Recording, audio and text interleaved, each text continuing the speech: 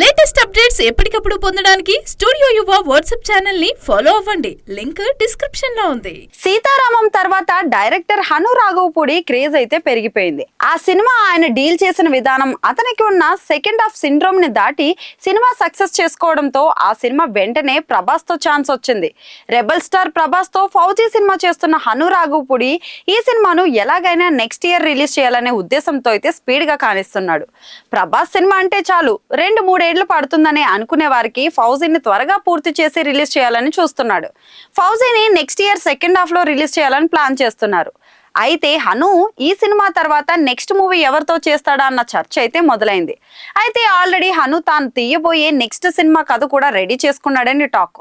అంతేకాదు తనకు super hit ఇచ్చిన హీరోతోనే ఆ సినిమా చేస్తాడని అంటున్నారు.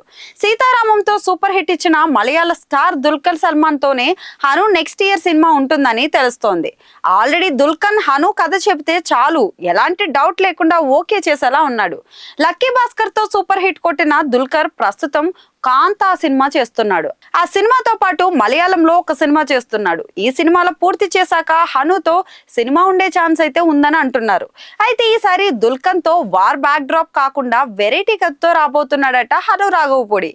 ఎందుకు హను దుల్కర్ తో చేస్తున్నాడు? మన దగ్గర హీరోలు లేరా అంటే సీతారామం కథ కూడా దుల్కర్ ని అప్రోచ్ అవ్వడానికి ముందు మన దగ్గర హీరోకి చెప్పడం, అతను రిజెక్ట్ చేసిన తర్వాతే ఇక ఎవరు వద్దు దుల్కర్ తోనే చేస్తానని హను ఫిక్స్ అవడం జరిగింది.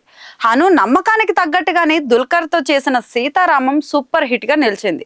ఇక ఆ సినిమాతో మృణాల్ ఠాకూర్ కూడా టాలీవుడ్ కి గ్రాండ్ ఎంట్రీ ఇచ్చింది.